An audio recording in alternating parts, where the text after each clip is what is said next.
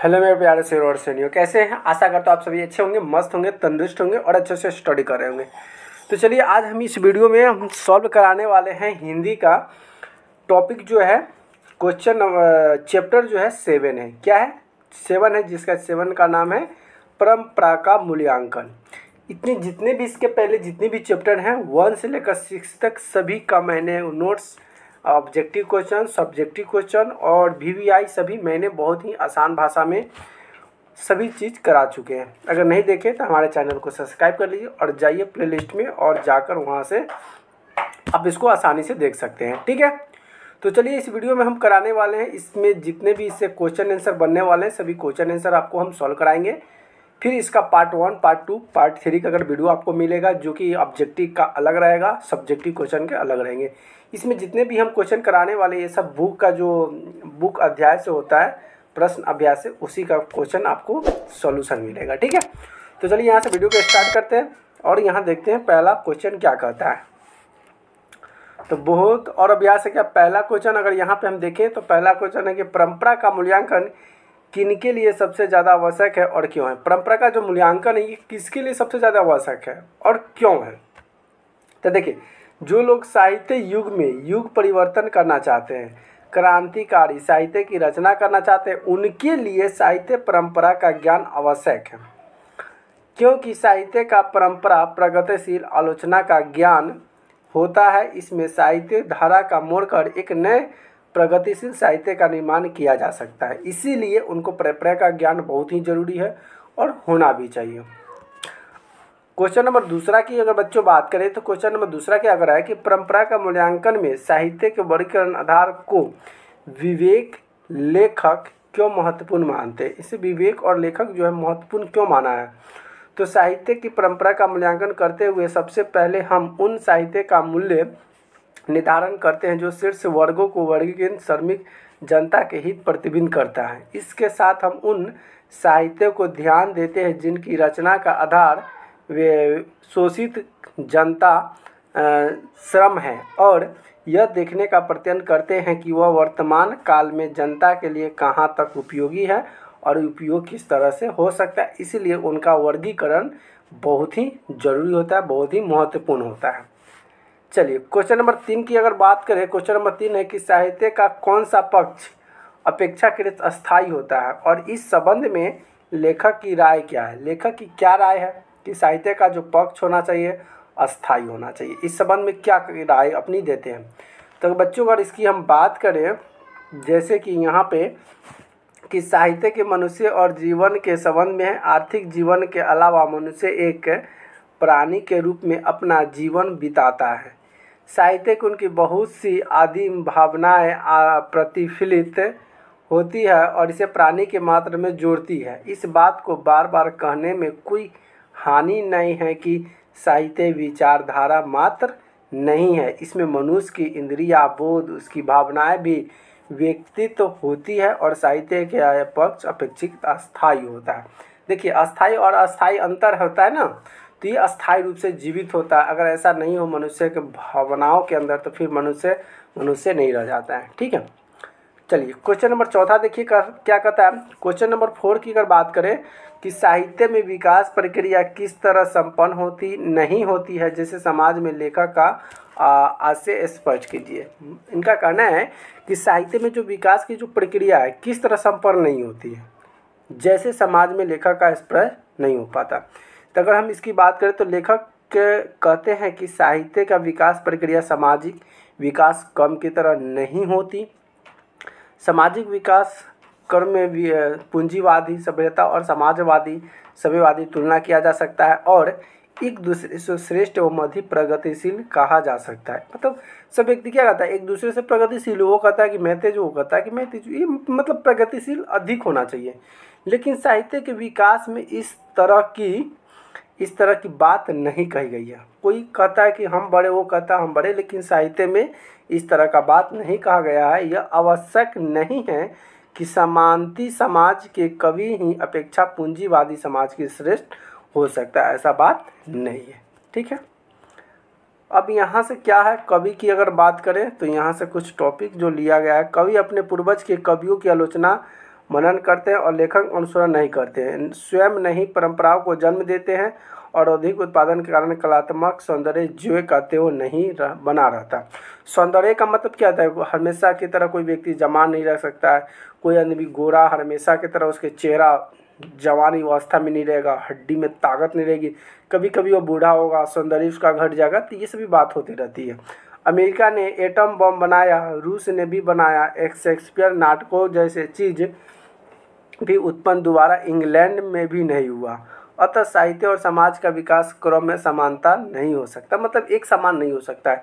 कोई बम बना रहा है तो कोई दूसरा कुछ बना रहा है, तो हर क्षेत्र में सभी का योगदान और अब काम क्या है, अलग अलग है, तो सब एक समान नहीं हो सकता। इनका कहने का मतलब ये था। ठीक है, चलिए क्वेश्चन नंबर 5 की अगर बात करें तो क्वेश्चन नंबर 5 क्या कर रहा है कि मानव लेखक चिंतन के आर्थिक संबंध प्रभावी मानते हुए भी उनकी अवस्था में किन संस्कृतियों का प्रमाणित करता है। तो बच्चों अगर इसकी क्वेश्चन को ध्यान से समझोगे ने तो क्वेश्चन को समझना कि लेखक मानव चेतना को आर्थिक संबंधों में प्रभावित मानते हुए उसकी स्वाधीनता का किन संस्कृतियों को प्रमाणित मानते थे।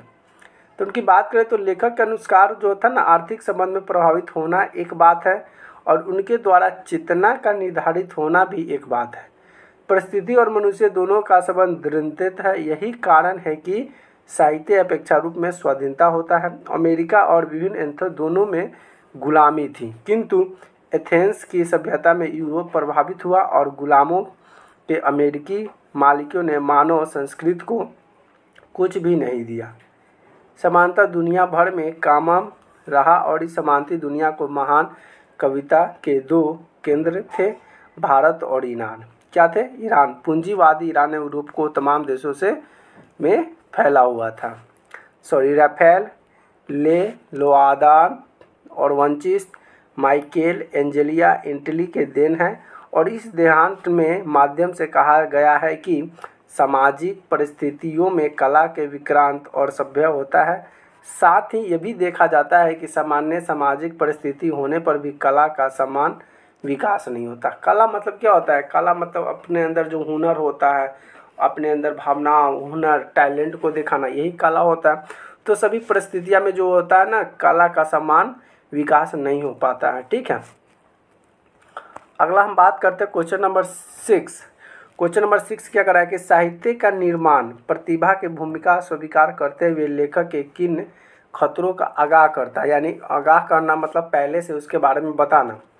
तो लेखक साहित्य के निर्माण में प्रतिभाशाली मनुष्य की भूमिका निर्माण करते हुए, लेकिन उन्हें यह संबंध में सावधान किया है, मनुष्य जो करते हैं वे सब अच्छा ही होता है, ये आवश्यक नहीं है, उनमें श्रेष्ठ रचना दोष नहीं कह सकते। ऐसी कोई बात नहीं है जिनके अस्तित्व को दोष मुक्त मान लेना साहित्य विकास के खतरनाक विद्रोह हो सकता है। प्रतिभाशाली मनुष्य की अद्वितीय उपलब्धियों के बाद कुछ नया और उल्लेखनीय करने की गुजारिश बनी रहती है। सही बात है, अगर बच्चा कोई आदमी काम करता है, प्रतिभाशाली मनुष्य हो, जिसको गिफ्टेड बोला जाता है, जिसके अंदर खूब टैलेंट भरी हो, तो प्रतिभाशाली जो मनुष्य होता है, मनुष्य के अद्वितीय उपलब्धि के बाद कुछ नया और नया उल्लेख करने की गुंजाइश बनी रहती है कि हाँ वह कुछ और नया करे। तो प्रतिभाशाली बच्ची क्या करता है, वह कुछ न कुछ करते रहता है, कुछ नया नया सीखने की कोशिश करता है। लेकिन जो बुर्बक चपाट होता है वह आगे सीखना ही नहीं चाहता है, करना ही नहीं चाहता है। और जो गिफ्टेड होते हैं, जो टैलेंटेड होते हैं, वह पढ़ना ही चाहते हैं और कुछ अच्छी अच्छी सीखना का इच्छा भी उसके अंदर रहते हैं। अगले बात करते हैं कि राजनीतिक मूल्य क्या है, कि राजनीतिक मूल्यों को साहित्य के मूल्य अधिक अस्थायी कैसे होता है। लेखक कहते हैं कि साहित्य मूल्यांकन राजनीतिक मूल्यों की अपेक्षा अधिक अस्थायी है। इस दृष्टि से अंग्रेज कवि टेनिसन लैटिन कवि विजुअल पर रचित एक कविता की चर्चा करते हैं, जिसमें कहा गया है कि रोमन साम्राज्य का वैभव समाप्त हो गया। रोमन समाज का वैभव क्या हुआ? समाप्त हो गया, पर वर्जिलित के वक्यवे सागर ध्वनि तरंगे हमें आज भी सुनाई देती है और हृदय को आनंद विरह कर देते हैं। कह सकते हैं ब्रिटिश समाज के पतन के बाद हम नाम लेने वाले नहीं रह जाएंगे। अभी तब भी शेक्सपियर, मिल्टन और शैली विद्वान संस्कृति के आकाश में पूर्व भांति जगमाते नजर आएंगे और उनका प्रकाश पहले अपेक्षा करोड़ों नई आंखों देखेगी। इन प्रकार राजनीतिक मूल्य कालांतर में नष्ट हो जाते हैं, इस साहित्य के अमल उपरांत में रहते हैं। कितनी अच्छी कहानी दी है और इस कविता से आपको क्या समझ में आया, थोड़ा सा हमें कमेंट करके जरूर बताइएगा। चलिए क्वेश्चन नंबर 8 क्या कर रहा है बच्चों, क्वेश्चन नंबर 8 क्या कर रहा है कि जाति असहिष्णुता का लेखक किस प्रसंग को उल्लेख करता है और उसका क्या महत्व बताता है। तो देखिए, साहित्य के विकास में जातीय के विभिन्न विशेषता होती है। जब समुदाय जब एक अवस्था से दूसरे अवस्था में प्रवेश करते तो उनकी अस्मिता नष्ट नहीं हो जाती। मानव समाज बदलता है और अपनी पुरानी अस्मिता कायम रखता है और पूर्वोत्तर तत्व का समुदाय को क्या करता है, तो समुदाय को एक जाति के रूप में संगठित करता है। इनमें इतिहास, सांस्कृतिक परंपरा का आधार और निर्मित है और अस्मिता का ज्ञान महत्वपूर्ण है। जातीय अस्मिता का साहित्य के परंपरा के ज्ञान भी व्यापक करते हैं। चलिए क्वेश्चन नंबर देखिए 9 क्या कहता है कि जाति और राष्ट्रीय अस्मिता को समरूप में अंतर करते हुए लेखक दोनों और समानताओं को क्या बताता है। तो समानता बताता है कि लेखक ने जाति अस्मिता के राष्ट्रीय अस्मिता के रूप में अंतर करते हुए दोनों को कुछ समान चिंता की है। क्या क्या की है, तो कुछ स्पष्ट तत्वों पर मुसीबत आती है तो राष्ट्रीय अस्मिता का अच्छा ज्ञान हो जाता है। इस समय साहित्य परंपरा ज्ञान भी राष्ट्रीय भाव जागृत करता है। जिस समय हिटलर ने सोवियत संघ पर आक्रमण किया उस समय राष्ट्रीय अस्मिता जनता के संविधान संग्राम के समर्थन और शक्ति बनी। इस युद्ध के दौरान खास तौर से रूसी जाति ने बार बार अपनी साहित्य परंपराओं को स्मरण किया और समाजवादी व्यवस्था को कायम रखने की जाति की अस्मिता खंडित नहीं होती, वह वरना पुष्टि होती है। चलिए क्वेश्चन नंबर 10 की अगर बात करें बच्चों, तो क्वेश्चन नंबर 10 है कि बहुजाति राष्ट्र की हैसियत में कोई भी भारत का मुकाबला क्यों नहीं कर सकता। जितना जो बहुजाति बात करें तो हमारा भारत ही है एक ऐसा देश है कि सभी जाति, सभी धर्म के लोग, सभी काले मोटे, सभी तरह के लोग भारत में रहते हैं। संसार का कोई भी देश बहुजाति राष्ट्र का हैसियत से इतिहास को ध्यान में रखे तो भारत का मुकाबला नहीं कर सकता, बिल्कुल नहीं कर सकता। मेरा भारत ही महान देश है, इसकी मुकाबला कोई देश भी नहीं कर सकता। यह राष्ट्रीय एक जाति एक दूसरी जाति पर राजनीतिक प्रभाव कायम करके स्थापित नहीं हुई है।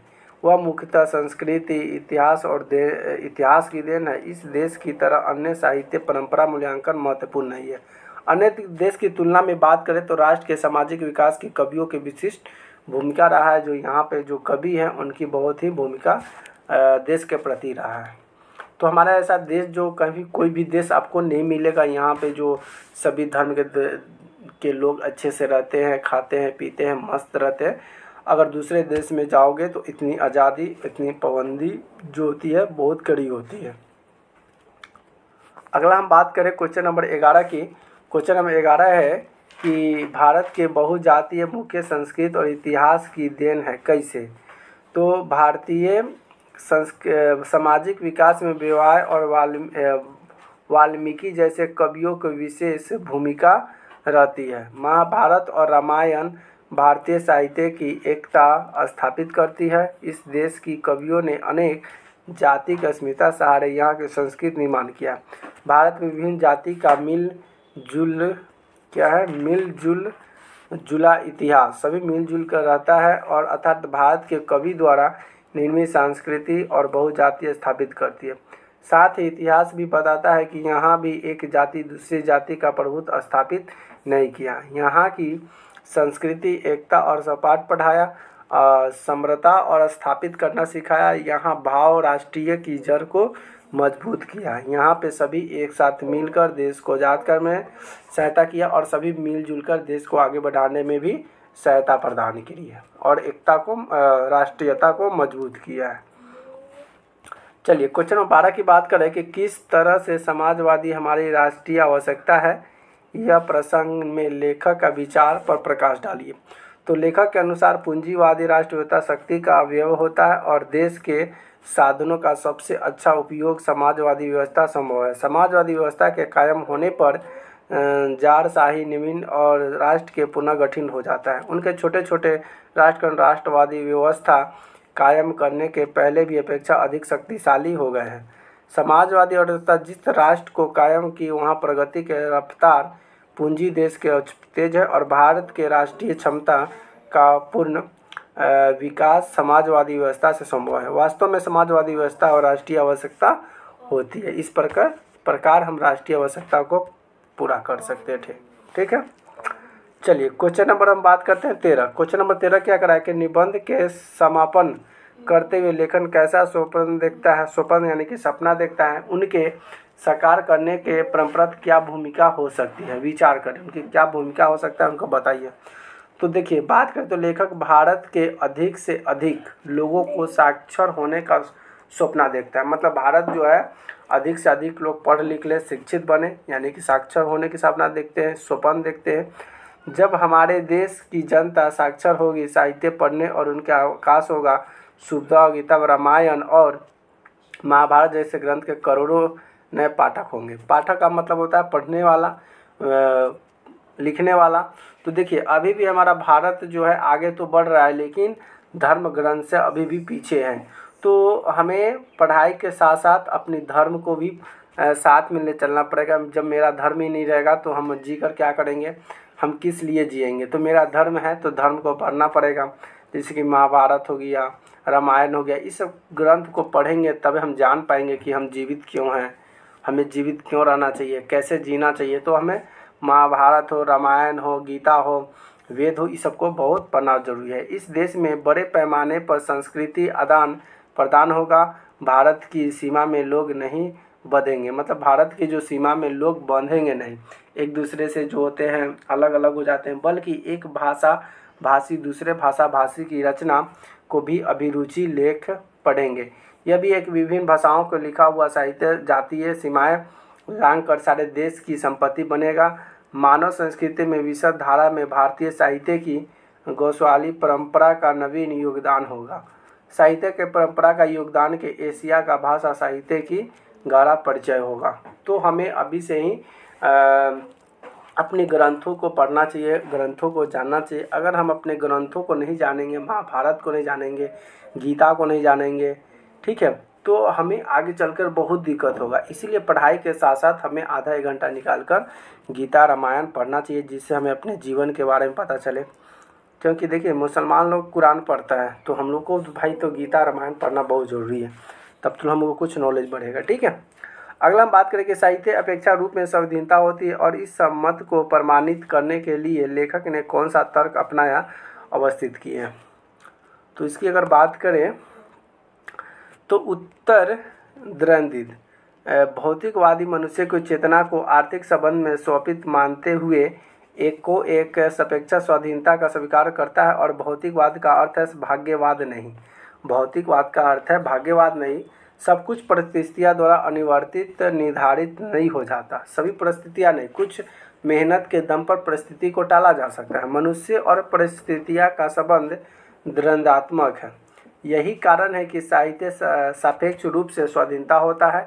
इसमें प्रमाणित करने हेतु लेखक ने कहा कि गुलामी अमेरिका क्या है, गुलामी अमेरिका एथेंस दोनों में भी, किंतु एथेंस का सभ्य सारे यूरोप का स्वाभावित किया और गुलामों के अमेरिकी मालिक ने मानव संस्कृति के कुछ भी नहीं दिया।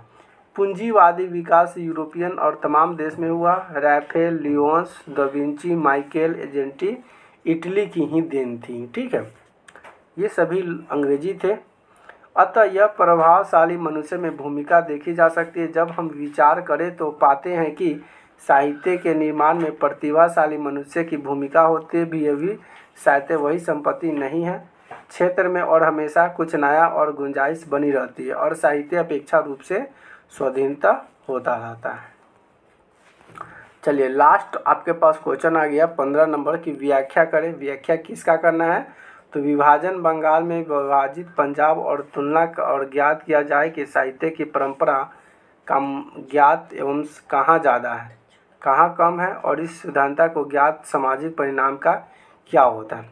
तो इसकी अगर बात करें तो प्रस्तुत जो पंक्ति कहा गया है, इसमें परंपरा का मूल्यांकन नामक पाठ से लिया गया है। ये जो बात कही गई है ये परंपरा का मूल्यांकन जो पाठ है उससे लिया गया है। इन पंक्तियों का संबंध इतिहास और संस्कृति परंपरा से जुड़ा हुआ है। इसमें जो बातें कही गई है, ये जो बातें हैं संस्कृत और अपनी संस्कृति परंपरा से जुड़ा गया है।